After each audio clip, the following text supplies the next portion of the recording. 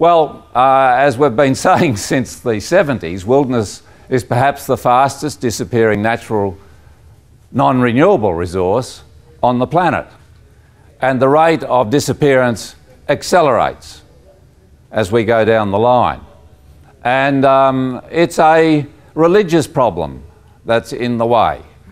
The great old religions, which had some respect for the environment, but you know, could be interpreted in different ways, have given way to a marauding, upfront religiosity of this age, which has no respect for the environment except as a platitude. And that is materialism. And this materialism which says we must consume, and we will consume, and that's what's best for us. And if you watch TV at night, you see that. I mean, if I want to feel sexy, I buy a car with 4 rings on the front of it. If I want to be confident, I get a certain brand of toothpaste. If I want to feel better than the neighbours, then I know what sort of washing machine or fridge to buy, because the television tells me how to feel better and how to look better and how to get the advantage. And it is a fever that has this big mammal colony on this little planet by the throat. And how we deal with that is going to be ultimately critically important to how and what is left of the wild planet when finally humanity comes to terms with what it's doing. And I've got to mention the story, those of you who have perhaps heard me speak before will know, my friend David Suzuki coming down to Tasmania, he wanted to know if I would object if he went fishing. And I sent back an email saying, David, when you come down here, the more fish, they're feral trout, the more fish you can get out of our rivers, the happier I am. But we were driving across Tasmania, and he was telling me about going to his supermarket in Vancouver, and it had a new sign in the window which says, animals not allowed. So he got back in his car and went to a shop where he could go in. Because we forget this component, that we are part of the natural planet, and where the one difference between us and the rest of the planet is that we have assumed with this handy materialism.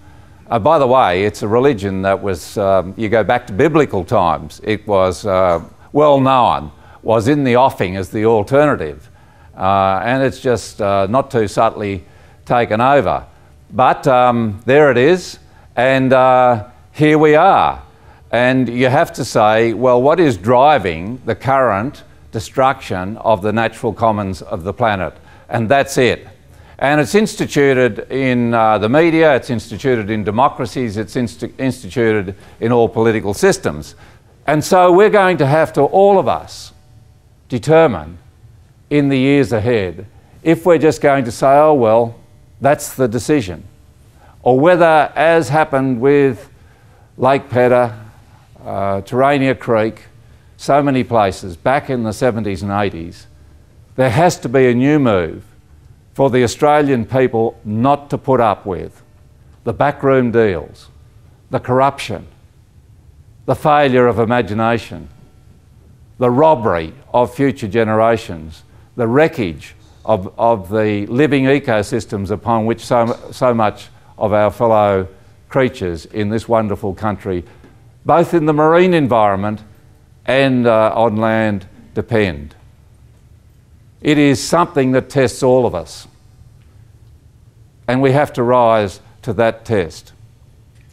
The planet depends upon it, and defiance, as well as caring and good-heartedness, has to be part of the mix.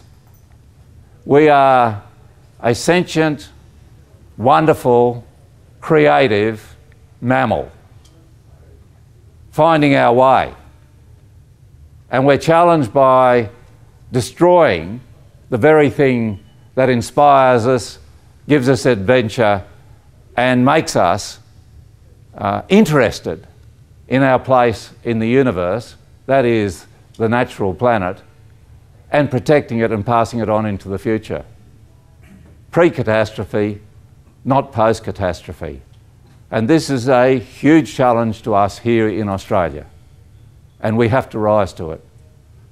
As far as I'm concerned, knowing where and how best to levy the influence one has is a big test to the intelligence. But as Thoreau pointed out way back in 1840, as he sat by Walden Pond, when the law is wrong, then it is our place to defy even jail, to stand up against that wrong. And there is a law which is above all others, one or two, that we should be listening to. One is that we are all equal on this planet, and the second is we are the custodians now of a planet that billions more of us are going to inherit. And it is our job to see that those billions more have a smile on their face, that we looked after this place for them. And if we can put a smile on their face and know that that's coming down the line, we have a smile on our own. Thanks, ladies and gentlemen.